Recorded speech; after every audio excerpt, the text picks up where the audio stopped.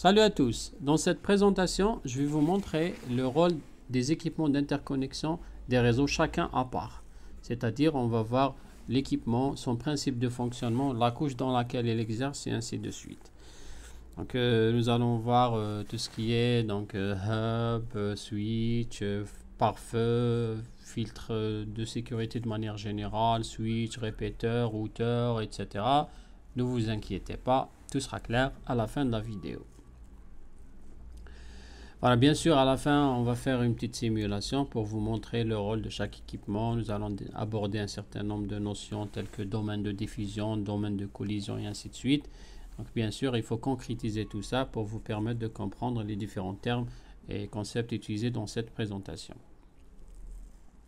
Voilà, donc sur Internet, on retrouve plusieurs équipements d'interconnexion. Rappelez-vous, l'interconnexion, c'est des équipements qui permettent de relier des réseaux et des systèmes de réseaux industriels, réseaux personnels, entreprises, et ainsi de suite.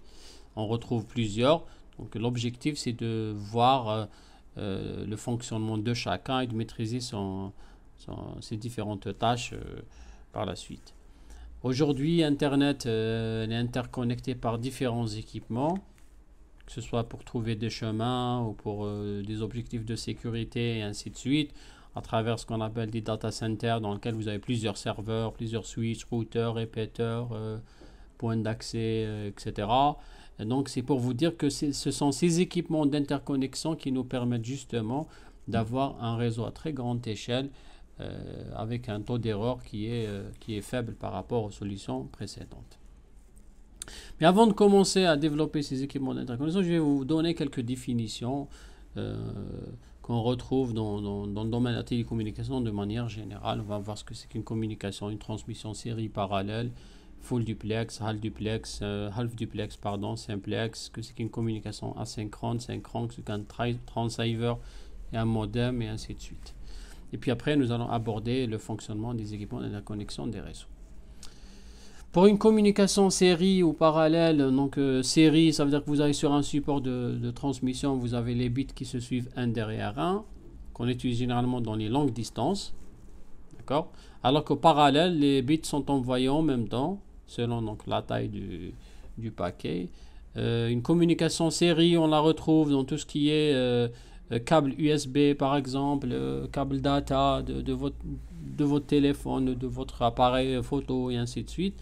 Alors qu'une communication parallèle, on la retrouve dans les petites distances, telles qu'un bus de données ou un bus de contrôle dans un micro-ordinateur à l'intérieur. Donc la communication entre le microprocesseur et la RAM par exemple se fait par l'envoi de données se fait sur un bus, c'est-à-dire sur un support parallèle qu'on appelle un bus de données. Il y a un bus d'adresse aussi pour sélectionner l'emplacement et ainsi de suite. Donc si on veut faire une comparaison entre les deux systèmes de transmission, donc en série vous avez une seule ligne alors qu'en parallèle vous en avez plusieurs. On utilise une communication, une transmission série quand on fait une communication à longue distance, alors qu'en parallèle c'est dans les petites distances telles qu'à l'intérieur d'un ordinateur ou voire un peu moins. Dans les anciennes imprimantes par exemple c'était une communication en parallèle. Il n'y a pas trop de bruit ni d'erreur dans une transmission série, alors qu'en parallèle si, parce que les données s'envoient en même temps. Donc si jamais un bit arrive avant l'autre, donc il y a un problème de synchronisation, etc. La transmission elle est moins rapide quand elle est en série qu'en parallèle, évidemment, parce que en parallèle on envoie plusieurs informations en même temps, mais il y a toujours ce problème de synchronisation. Donc série c'est plus mince, c'est plus lent, économique, alors qu'en parallèle c'est plus large. Et puis dans une communication série c'est fiable et c'est direct, alors qu'en parallèle c'est peu fiable et compliqué. Donc il peut y avoir des problèmes toujours de synchronisation quand on envoie des données en parallèle. Concernant les communications simplex, half ou full duplex, donc nous avons dans une communication simplex l'émetteur qui est toujours émetteur, le récepteur qui est toujours récepteur. Par exemple, vous avez la communication entre un ordinateur et une imprimante, entre un ordinateur et un écran, la radio, lecture de livres, etc. Toujours l'information elle est unidirectionnelle, c'est-à-dire elle est envoyée dans un seul sens. C'est ce qu'on appelle une communication simplex. Nous avons aussi le half duplex, dans lequel soit vous êtes émetteur à un instant donné, soit vous êtes récepteur. Là, sur le schéma, vous voyez Donc, le paquet en vert, il est envoyé, ensuite rouge, ensuite vert. On ne peut pas avoir les deux en même temps. C'est-à-dire c'est que le support de communication, il est partagé. C'est l'exemple d'une communication Wi-Fi, bus, rappelez-vous, ou d'une communication en talkie-walkie. C'est dans lequel vous avez une personne qui parle et d'autres qui doivent écouter. Voilà. Si les deux parlent en même temps, il va y avoir une collision, donc les messages seront perdus. Et nous avons le full duplex dans lequel on peut envoyer et recevoir en même temps. C'est l'exemple d'une communication téléphonique dans laquelle on peut parler et entendre en même temps. C'est-à-dire les informations vont en même temps dans deux sens différents. Donc simplex, l'information est dans un seul sens. Half duplex, soit émetteur à un instant donné, soit récepteur. Et full duplex, l'information est bidirectionnelle à un instant donné. C'est-à-dire qu'on peut envoyer et recevoir en même temps. Voilà.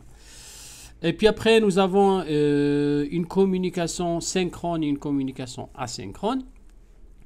Dans une communication synchrone, vous avez des envois de messages qui sont alimentés par une horloge. D'accord ? Donc, vous avez un paquet de données qui est envoyé et ce paquet-là circule instantanément selon des topes d'horloge. Ça, c'est ce qu'on appelle un système de communication synchrone. Généralement, c'est des échanges en temps réel. C'est pour cela que vous avez l'horloge. Donc, des exemples de communication pareille, c'est dans une communication réelle, directe, live. C'est dans une discussion instantanée. Alors que le asynchrone, c'est un système de transmission en mode différé. C'est-à-dire pas en direct, mais en différé. C'est pour cela que quand vous envoyez un message, il faut dire que ça débute ici et ça se termine ici à travers des bits de départ et des bits de stop ou des bits d'arrivée pour délimiter l'envoi, le début et la fin d'un message. Et l'exemple, c'est un email. L'email, c'est un envoi différé, c'est-à-dire que ce n'est pas un envoi en temps réel. Voilà donc la différence entre une communication synchrone et une communication asynchrone. Après, nous avons le transceiver. Transceiver, ça veut dire transmetteur-receveur. C'est-à-dire envoi et réception de données. Donc, un transceiver réseau, ce qui nous intéresse dans notre cas. Donc, c'est un équipement qui se trouve entre le support de transmission, le câble par exemple, et votre machine. Alors, c'est lui qui permet d'envoyer des données sur le support et de recevoir des informations. L'exemple d'une carte réseau. Par exemple, dans une carte réseau, vous avez d'un côté une communication parallèle et de l'autre côté une communication série. Donc là, ça c'est le câble réseau. Le transceiver, il est au milieu. Donc c'est lui qui récupère les bits du parallèle, il les transforme en série et les envoie. Et à la réception, il fait le contraire. C'est-à-dire il reçoit série, il envoie en parallèle. D'accord? Donc le transceiver, il permet de rattacher votre machine ou votre station, votre équipement au réseau de communication. C'est pour cela qu'on appelle transceiver pour transmetteur et receveur. Voilà. Et enfin, vous avez le modem. Modem, ça veut dire modulateur, démodulateur. D'accord? Qu'est-ce que ça veut dire modulateur? Moduler, ça veut dire faire communiquer des informations numériques, par exemple entre votre ordinateur et le modem à la maison, à travers un câble réseau par exemple. Donc l'envoi est numérique, d'accord. Moduler, ça veut dire le transformer en un signal modulé, c'est-à-dire un signal analogique. Ça c'est la modulation. À l'envoi, on fait de la modulation. Vous avez numérique, transformé en signal modulé, c'est-à-dire en signal analogique.